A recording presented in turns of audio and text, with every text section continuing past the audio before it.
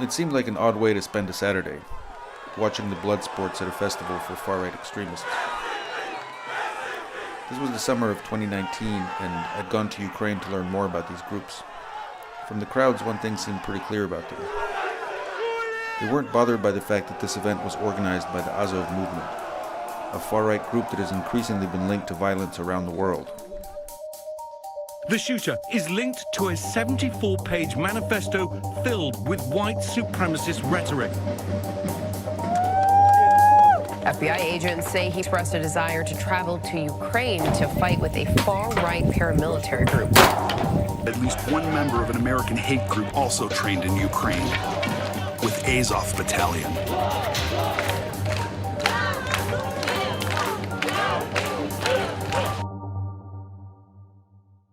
According to the FBI, domestic terrorists killed 39 people in fiscal year 2019, making it the most deadly year for domestic terrorism since the 1995 Oklahoma City bombing. The threat of white nationalism has evolved since Oklahoma City, where a domestic terrorist used a truck bomb to kill at least 168 people. Police don't tend to see such terrorists as lone wolves acting in isolation anymore. It's become clear to law enforcement that these attackers often have links to a global network, one with common goals and a shared ideology. We are looking very hard at white supremacists or neo-Nazis here, connecting through social media online with like-minded individuals overseas, and in some cases actually traveling overseas to train. Over the last few years, experts in violent extremism have grown especially alarmed about the Azov movement. The group emerged from the revolution that swept across Ukraine in 2014, and it has gotten a lot stronger amid the ongoing war with pro-Russian forces in eastern Ukraine.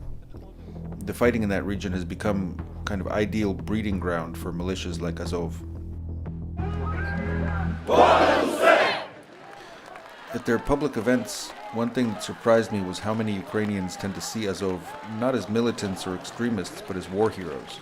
In Kiev, the capital, I watched an Independence Day parade where veterans of the Azov Battalion marched alongside other volunteer militias, surrounded by cheering crowds, who thanked them for defending Ukraine against Russia. But even at the march, there were signs of the far-right ideology that's so common inside Azov. The symbols on their flags have been especially controversial. Azov says it combines the letters I and N for idea of nation, but extremism experts see it as an emblem of Nazism. The official symbol of Azov, it's a version of Volksangel. It was one of the symbols of one of SS division during the World War II. It is one of more or less usual symbols for neo-Nazi groups all over the world. And it's not just about their symbols. When it was founded in 2014, Azov drew many of its commanders and recruits from Ukraine's most notorious far-right groups, including outright neo-Nazis. We basically recruited everyone who could hold weapons in their hand when the Ukrainian state was paralyzed and the defense of the Ukrainian state was totally in the hand of Ukrainian volunteers. So there were many war adventurers, guys who believed that they are on kind of ideological tour to save maybe the future of the West and so on and so forth.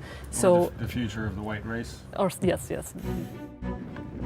Azov's paramilitary wing is now a major fighting force, with its own bases and training grounds near the front lines of the war against pro-Russian forces. After the Veterans Parade in Kiev, I interviewed Andrei Beletsky, who founded the Azov movement in 2014. Это воинское братство, это люди, которые не просто служили вместе, вместе проливали кровь, переживали гибель товарищей, сладость побед, охраны общественного порядка на улице. Мы создаем отряды самообороны, которые помогают поддерживать порядок на улицах. Azov's leaders have also tried to break into politics. They failed to win any seats in parliament during the most recent elections in 2019, but their plans in Ukraine are ambitious. Сьогодні ми відпочиваємо, але навіть відпочиваючи, ми пропагуємо наші нові українські цінності. Бути сильними і сміливими, бути єдиними і відчувати братерство своєї нації. What worries officials in the West is Azov's recruitment strategy. It's tried hard to build friendships with far-right groups around the world, especially in the US and Europe. During my visit in 2019, I spent a day at one of the biggest recruitment events in Azov's history.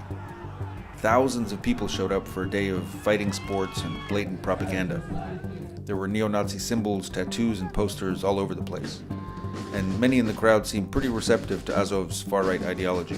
Бути толерантним про ЛГБТшникам – це не природне. Для цього треба людині промити мозки. Поважати своїх батьків, любити своїх дітей і пишатися за свою країну – це нормально. Events like this also tend to attract recruits from abroad.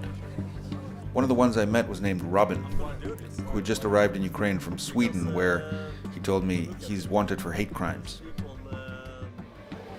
This is hard to explain the surroundings for someone who's watching this, you know. It's surreal. It's like, I don't know, it's like something you read about the great Germany before, you know, in the 1920s. It's a revival of the Indo-European soul. And it's all happening here in Ukraine.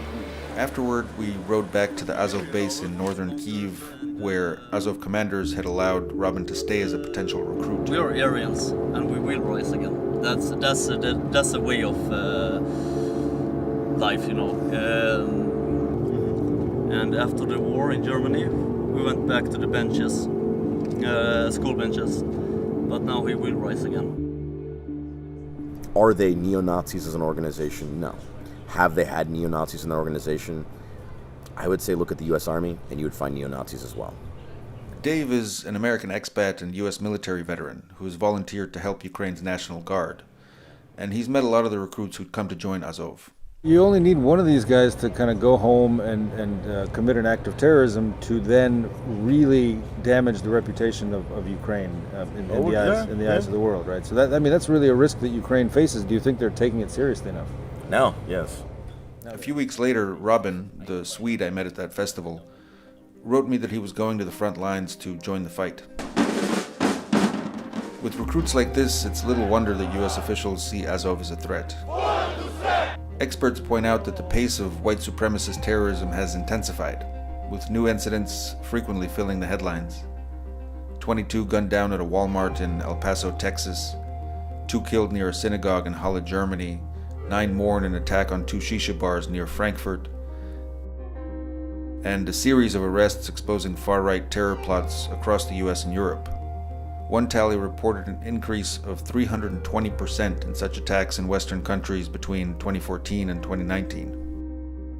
Я знаю, я вірю, я переконаний, що ми готові до боротьби, що ми готові бути сміливими і сильними, що ми готові перемагати. Бо за нами Україна, а перед нами наша остаточна велика перемога. Слава Україні!